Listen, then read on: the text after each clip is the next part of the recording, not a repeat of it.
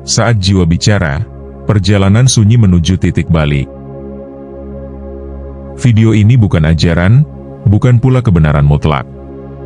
Semua isi yang disampaikan dalam video ini adalah hasil perenungan pribadi dan pengalaman batin yang dituangkan dalam bentuk narasi. Tujuannya bukan untuk meyakinkan siapapun, melainkan untuk berbagi perjalanan yang mungkin sejalan dengan pencarian batin Anda. Silakan ambil yang sesuai, tinggalkan yang tidak berkenan. Semoga video ini menjadi ruang kontemplasi, bukan ruang debat. Terima kasih telah hadir dengan hati yang terbuka. Video ini tidak berisi teori. Video ini bukan ajaran. Video ini lahir dari perjalanan nyata, perjalanan dalam diri yang sunyi, pelan, dan seringkali tidak bisa dijelaskan dengan kata-kata. Aku pernah mengalami satu kejadian yang sangat dalam saat sedang bermeditasi. Tidak ada cahaya muncul, tidak ada suara ajaib. Yang terjadi hanyalah tarikan dari atas kepala, seperti ada sesuatu menyedot diriku ke arah langit. Lalu seketika, terjadi ledakan dalam diam. Bukan ledakan yang menakutkan, tapi kejutan kesadaran yang membuat tubuhku terpaku, jiwaku gemetar, dan pikiranku tak mampu menjelaskan. Setelah peristiwa itu, aku tidak menjadi hebat. Aku justru menjadi biasa, tapi aku mulai melihat dunia dengan cara yang berbeda. Aku mulai merasa ada yang berbicara di dalam diriku. Bukan dengan kata-kata, tapi dengan rasa, pemahaman, dan dorongan untuk menuliskannya. Dan lewat video inilah, aku mencoba membagikannya kembali. Dengan sangat sederhana. Agar bisa diterima oleh siapapun. Tanpa takut merasa tidak cukup tahu. Atau tidak cukup layak. Titik awal, saat dunia terasa hampa. Setiap manusia, cepat atau lambat, akan tiba di satu momen yang sulit dijelaskan. Hidup berjalan seperti biasa, pekerjaan, keluarga, rutinitas, namun jauh di dalam dada, ada ruang yang terasa kosong. Bukan karena kurang bersyukur. Bukan pula karena masalah besar. Tapi karena jiwa mulai mengetuk dari dalam. Titik ini disebut oleh sebagian orang sebagai titik awal dari perjalanan batin atau spiritual. Bukan karena seseorang menjadi religius secara tiba-tiba, tetapi karena kesadaran dalam dirinya mulai bangun. Kenapa banyak orang tidak menyadari titik awal ini? Karena titik awal tidak selalu dramatis. Ia bekerja dalam diam. Dan dalam dunia yang bising dan cepat seperti sekarang, kesunyian sering dianggap sebagai gangguan. Banyak orang yang sebenarnya sudah melewati titik awal, tapi menutupinya dengan kesibukan, logika, atau mengejar hal-hal eksternal. Padahal suara jiwa tidak pernah berteriak, ia hanya berbisik. Titik awal adalah panggilan pulang, tapi hanya bisa terdengar oleh hati yang bersedia berhenti sejenak dan mendengarkan. Perbedaan titik awal dan titik balik. Titik awal adalah kesadaran bahwa ada sesuatu yang lebih dari hidup ini, meski belum jelas apa. Titik balik adalah momen besar yang mengubah arah hidup, kadang melalui pengalaman mendalam, kejadian luar biasa, atau ledakan pemahaman. Tidak semua orang langsung sampai pada titik balik. Tapi hampir semua orang yang sampai ke titik balik, pernah melewati titik awal terlebih dahulu. Apa yang bisa dilakukan saat menyadari titik awal? 1. Jangan abaikan rasa sunyi. Itu bukan kesalahan, tapi undangan. 2. Luangkan waktu untuk diam. Bukan untuk mencari, tapi untuk mendengar. 3. Tidak perlu terburu-buru mencari jawaban. Biarkan pertanyaan itu tinggal sejenak dalam dirimu. 4. Berhenti menilai diri sendiri. Perjalanan batin bukan tentang benar salah, tapi tentang kejujuran rasa.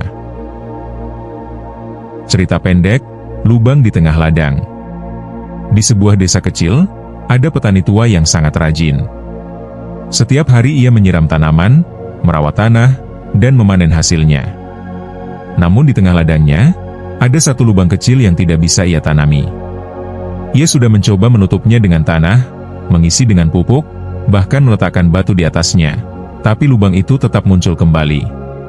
Suatu malam, ia bermimpi.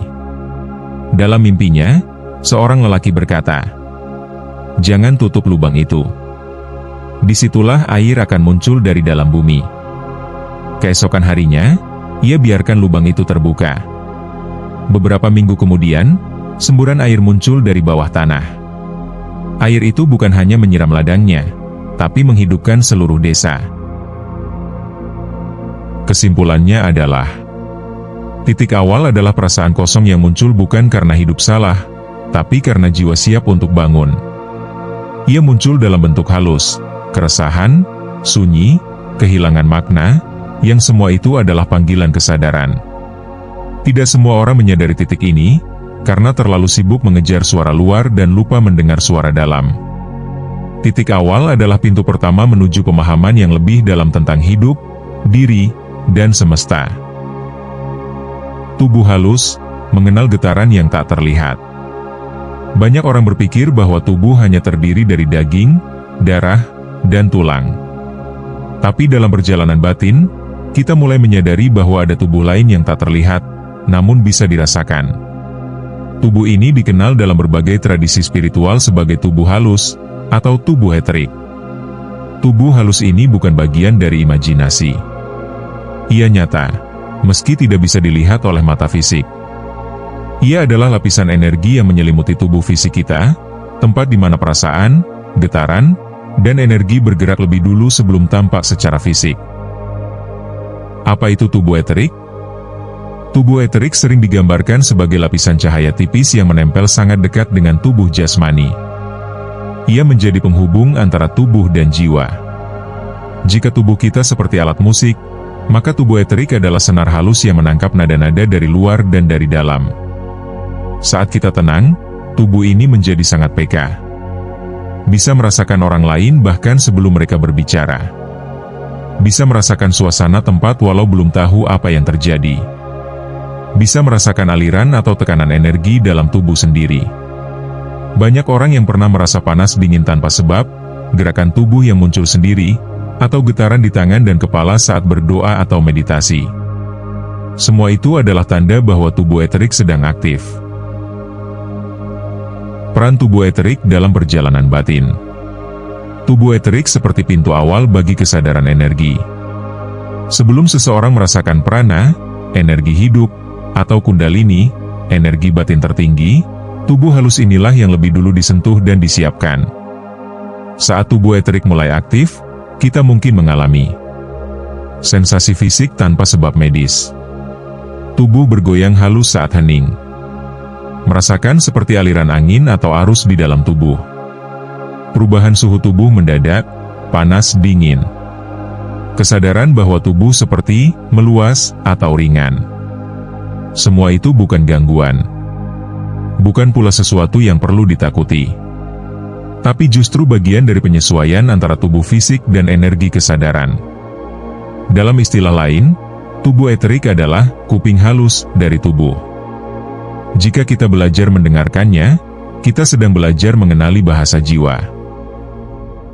Bagaimana menyadari dan merawat tubuh halus? 1. Tenang dan hadir dalam tubuh. Jangan buru-buru mencari makna. Hanya rasakan. 2. Hindari terlalu banyak stimulasi kasar. Suara bising, makanan berat, emosi meledak, semua itu membuat tubuh halus melemah atau tertutup. 3. Berlatih pernapasan alami dan perlahan. Nafas adalah jembatan antara tubuh fisik dan tubuh halus. Semakin halus nafas, semakin peka rasa. 4. Tidur cukup dan sadar. Tubuh eterik pulih saat kita tidur.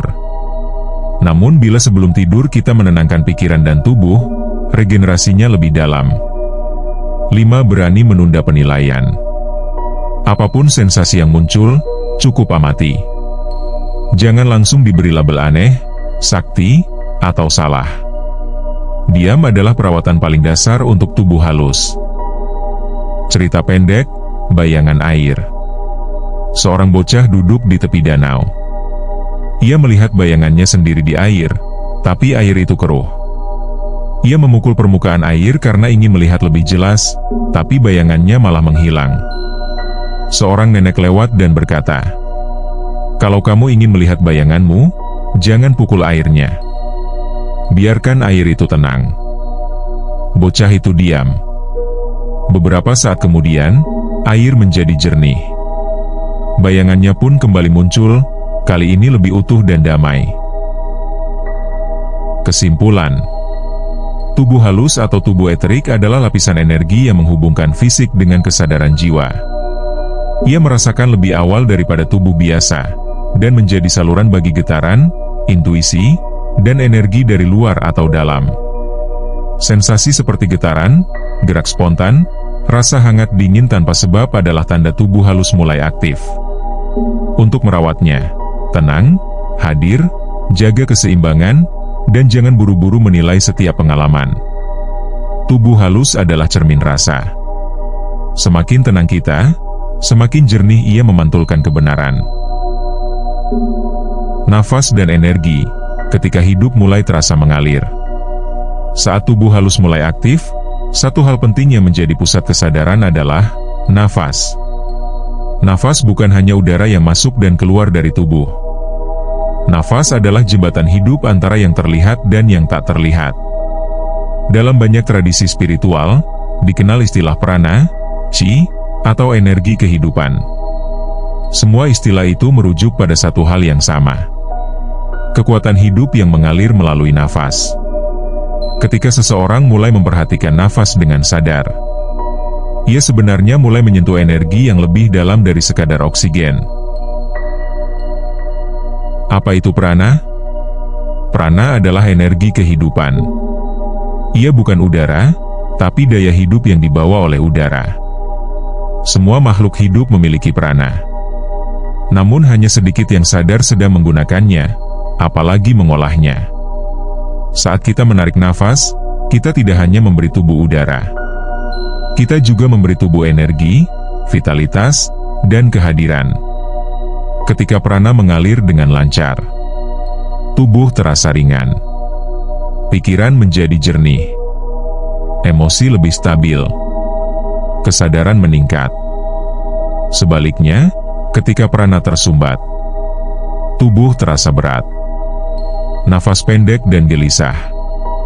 Emosi mudah meledak. Sulit merasakan kehadiran. Nafas sebagai latihan kesadaran. Berlatih menyadari nafas adalah cara paling sederhana untuk memasuki ruang dalam. Bukan mengatur nafas, tapi menyadari apa adanya. Cukup duduk tenang, dan sadari. Apakah nafas panjang atau pendek? Apakah nafas berat atau ringan? Apakah tubuh ikut menegang atau rileks saat bernafas? Dari kesadaran kecil ini, aliran prana akan mulai mengalir lebih halus, dan tubuh pun ikut selaras. Cerita pendek, nafas di tengah bising. Seorang tukang kayu bekerja di pasar yang sangat bising. Suatu hari, ia merasa pusing dan tak bisa fokus. Ia menutup mata sebentar, lalu mulai memperhatikan nafasnya. Dalam beberapa menit, ia merasa lebih tenang. Meski suara bising tak hilang, tubuh dan pikirannya mulai stabil. Seorang temannya bertanya, "Bagaimana kau bisa tetap tenang di tempat seramai ini?" Tukang kayu menjawab, "Karena aku menemukan keheningan dalam nafasku sendiri." Kesimpulannya adalah, prana adalah daya hidup halus yang mengalir lewat nafas. Saat kita sadar akan nafas, kita sedang membuka saluran energi dalam tubuh dan kesadaran. Prana membantu menyelaraskan tubuh, emosi, dan pikiran. Nafas yang disadari bukan sekadar alat bantu relaksasi, tapi gerbang kesadaran hidup yang sejati. Kundalini, kekuatan yang tidur di dalam. Di dalam tubuh manusia, tersimpan satu kekuatan besar yang tidak terlihat. Ia bukan kekuatan fisik. Bukan pula kekuatan pikiran. Ia adalah energi batin paling dalam, sering disebut sebagai kundalini. Dalam banyak ajaran kuno, kundalini digambarkan seperti ular tidur yang melingkar di dasar tubuh, tepatnya di bagian bawah tulang belakang, cakra dasar. Bukan karena ia jahat, tapi karena ia menyimpan daya besar yang belum terbangkitkan. Apa itu kundalini? Kundalini adalah energi kesadaran murni yang belum aktif. Ia tidur bukan karena malas, tapi karena menunggu kesiapan jiwa dan tubuh. Jika tubuh halus dan prana telah terbuka dan selaras, maka Kundalini bisa mulai terbangkitkan secara alami. Saat Kundalini bangkit, ia naik dari dasar tubuh menuju puncak kepala, melewati pusat-pusat energi, cakra, satu persatu. Dalam perjalanannya, ia membuka blok energi lama, membersihkan luka batin, mengubah cara pandang, menyulut ledakan kesadaran baru. Namun proses ini tidak selalu nyaman. Kadang disertai gejolak fisik, emosional, bahkan perubahan besar dalam hidup. Kundalini bukan untuk dikejar. Banyak orang tertarik pada kebangkitan Kundalini karena terdengar luar biasa. Namun, Kundalini bukan untuk dikejar, apalagi dipaksa. Jika ia bangkit sebelum tubuh dan batin siap, bisa timbul kekacauan, bukan pencerahan. Itulah mengapa latihan batin sejati dimulai dari penyelarasan tubuh halus dan kesadaran, bukan dari mengejar sensasi besar. Kundalini akan bangkit saat jiwa siap, tubuh cukup bersih, dan ego mulai luruh. Cerita pendek, ular di dalam gua. Seorang pemuda menemukan gua tua di kaki gunung. Di dalam gua itu ada seekor ular besar yang tertidur. Orang-orang berkata, ular itu bisa menyembur cahaya jika bangun. Namun si pemuda tidak membangunkannya. Ia malah membersihkan gua, menyiram bunga, dan membuat tempat itu damai. Bertahun-tahun kemudian, tanpa disadari, ular itu bangkit sendiri. Dan cahaya pun muncul dari dalam gua, menerangi seluruh desa. Kesimpulan, Kundalini adalah energi kesadaran murni yang tersimpan di dalam tubuh. Ia bangkit bukan karena dipaksa, tapi karena tubuh dan kesadaran telah siap menerimanya. Kebangkitan Kundalini adalah proses besar dan dalam. Ia membuka, membersihkan, dan mengubah diri secara menyeluruh. Kundalini bukan sensasi, tapi proses penyerahan dan penyesuaian kesadaran. Titik balik, saat kesadaran meledak. Dalam perjalanan batin, ada satu momen yang terasa seperti ledakan diam. Bukan ledakan fisik, tapi letusan kesadaran. Di mana sesuatu dalam diri tiba-tiba terbuka, melepaskan, atau terlempar keluar. Momen ini bisa datang tak terduga, bahkan saat seseorang tidak sedang berusaha. Ia bisa terjadi saat meditasi, saat antara sadar dan tidur, saat duduk diam tanpa pikiran, atau bahkan saat sedang biasa saja. Yang membedakannya adalah rasa dalamnya. Ada hentakan halus yang sangat besar, yang menyentuh inti diri kita. Setelah itu, kita tahu, hidup tidak akan pernah terasa sama. Apa yang terjadi dalam titik balik? Titik balik adalah pertemuan antara kesiapan dan kehendak kesadaran. Semua yang kita rasakan sebelumnya, tubuh halus, prana, getaran, diam, mengalir dan bersatu menjadi satu momen pembuka.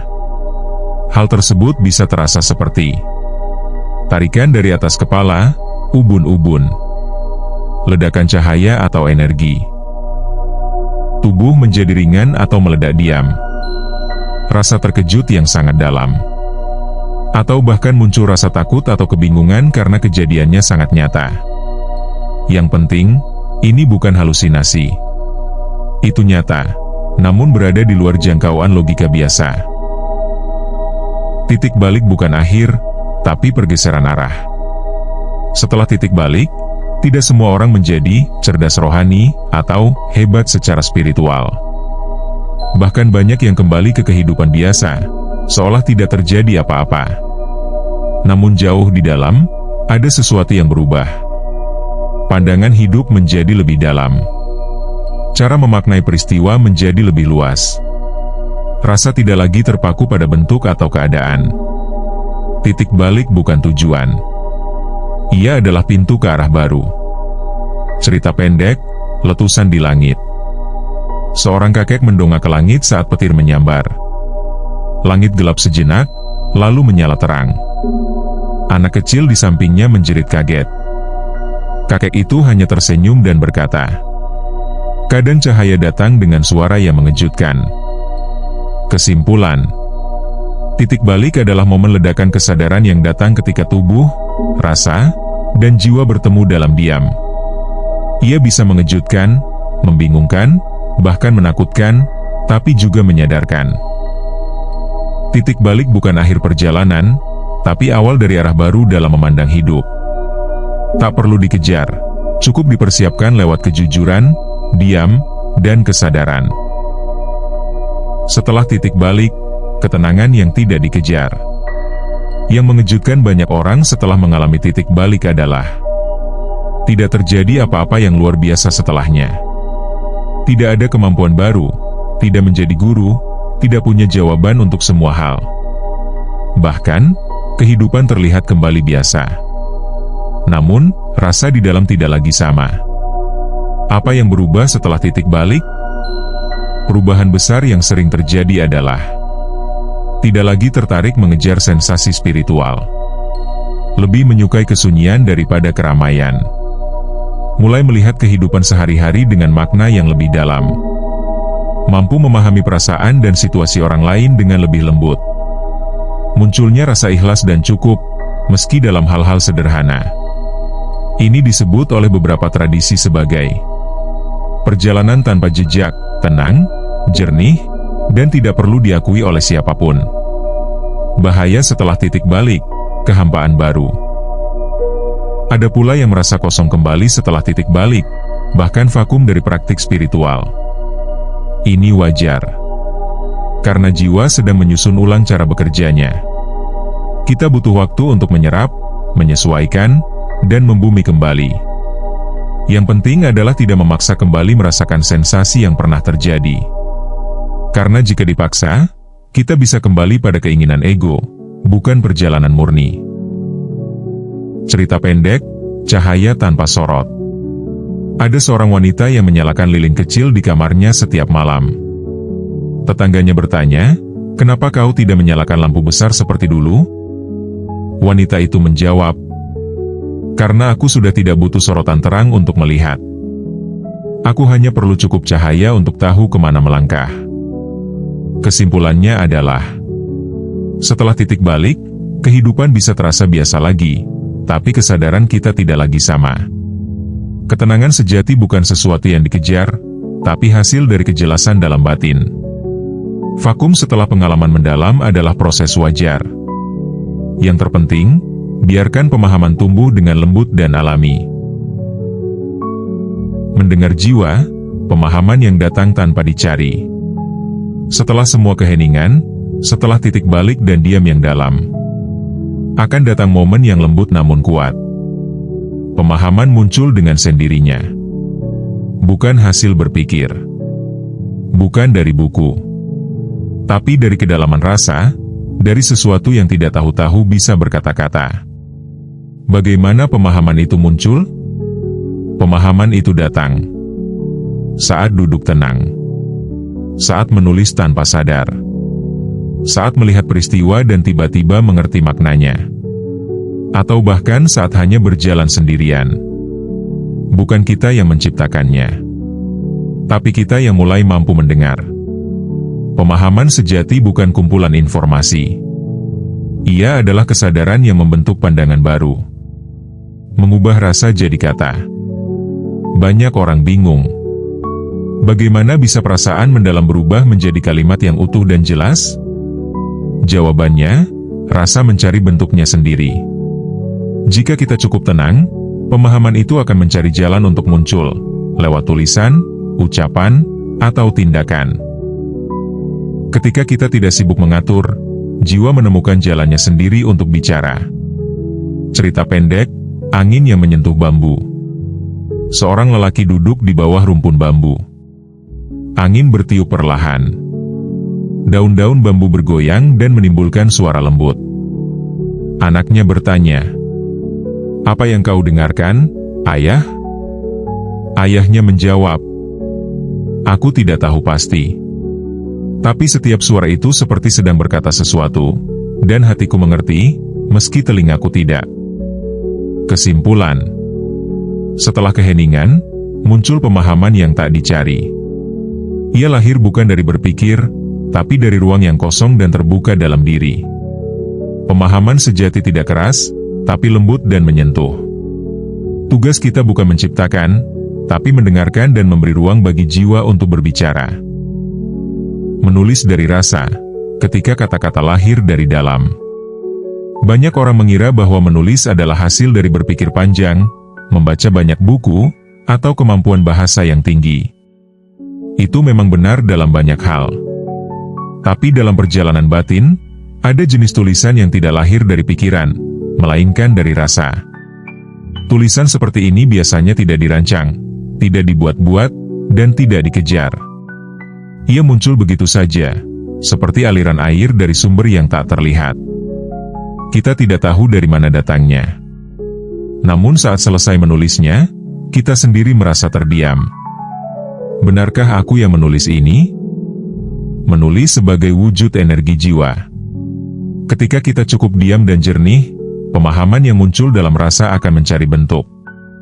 Dan salah satu bentuk paling alami bagi manusia adalah kata-kata. Namun kata-kata ini bukan untuk menggurui.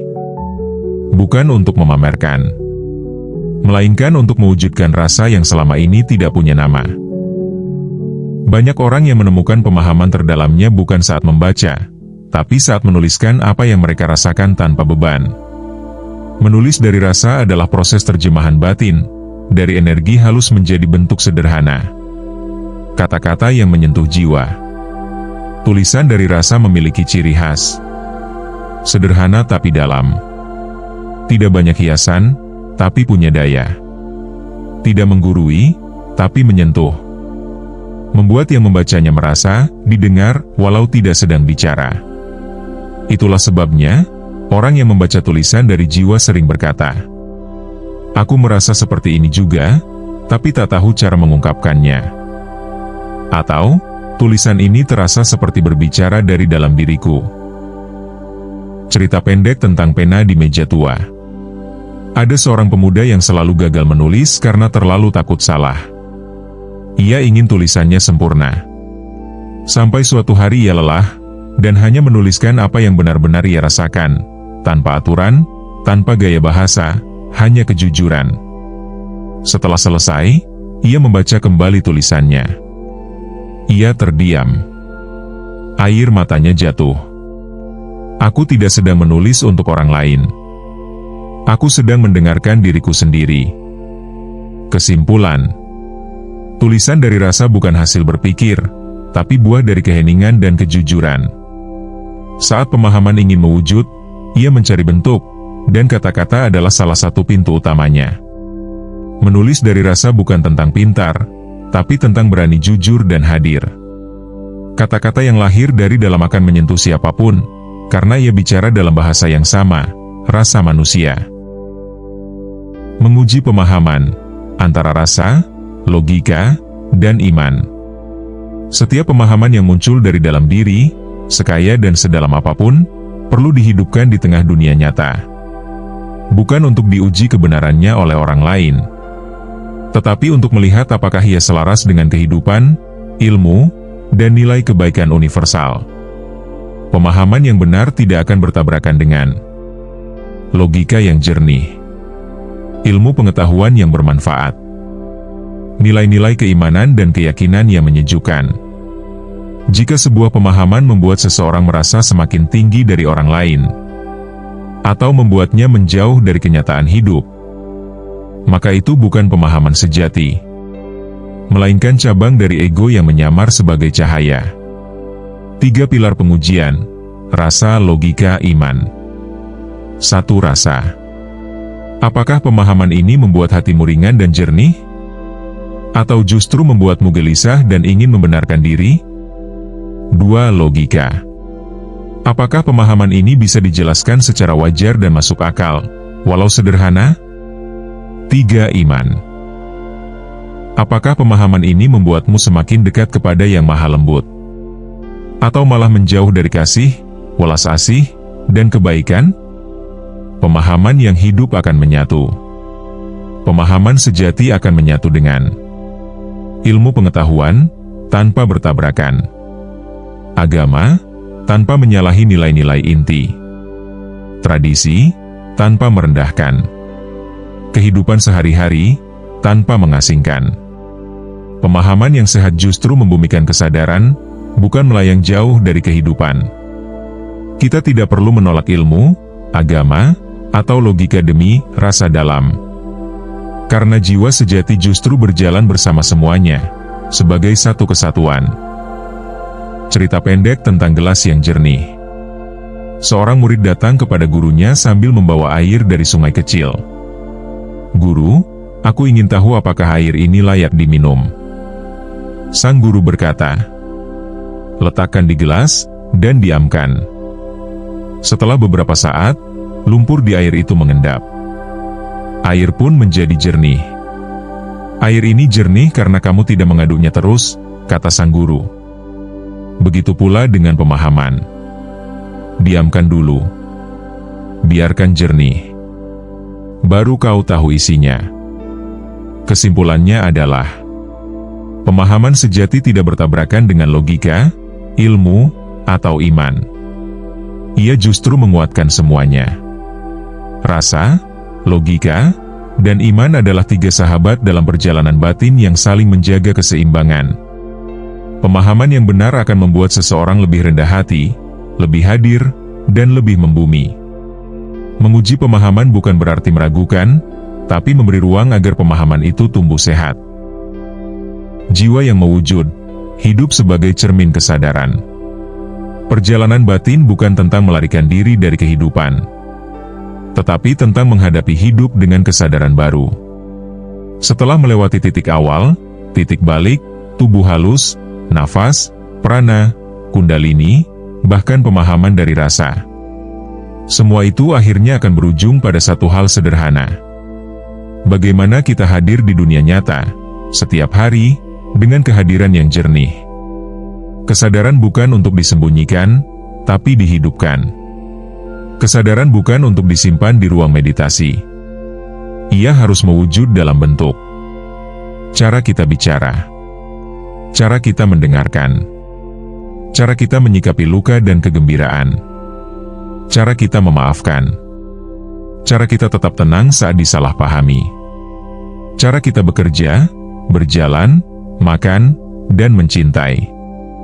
Jiwa yang sadar bukan yang banyak tahu, tapi yang mampu hadir tanpa menambah beban dunia. Mengalir bersama hidup. Kesadaran yang utuh tidak kaku. Ia mengalir seperti air. Kadang jadi sungai yang kuat. Kadang jadi embun yang pelan. Kadang jadi hujan yang membersihkan. Kadang jadi kabut yang menghilang untuk memberi ruang cahaya. Semakin dalam kesadaran, semakin sedikit keinginan untuk menjadi sesuatu. Karena jiwa yang telah pulang tidak butuh pengakuan. Ia hanya ingin menyatu dengan hidup, dan memberi tanpa nama.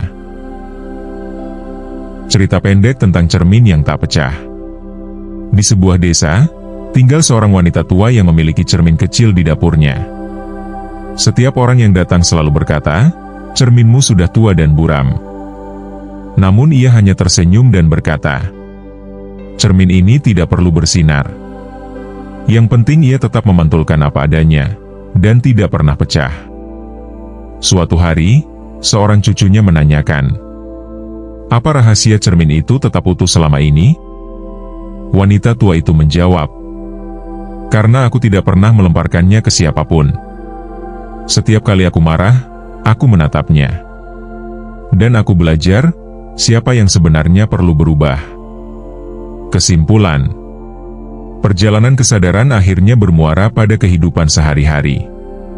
Jiwa yang sadar tidak banyak bicara tentang kesadaran, tapi menghidupinya dengan lembut. Kehadiran yang utuh tidak mencolok, tapi terasa.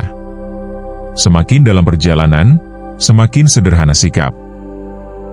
Tujuan akhir bukan menjadi spiritual, tetapi menjadi manusia yang utuh, sadar, dan penuh kasih.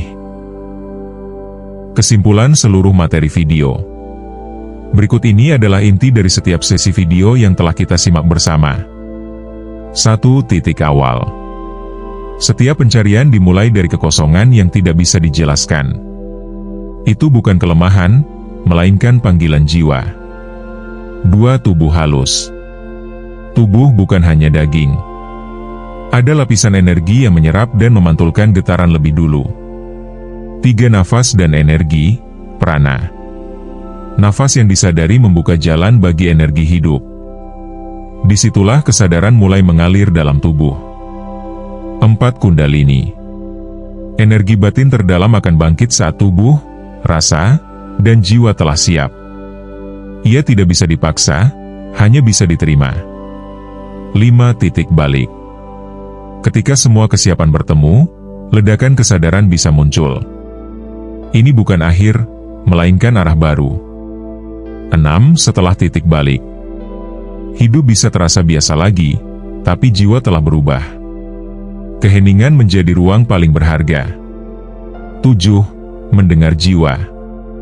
Pemahaman terdalam datang dari diam.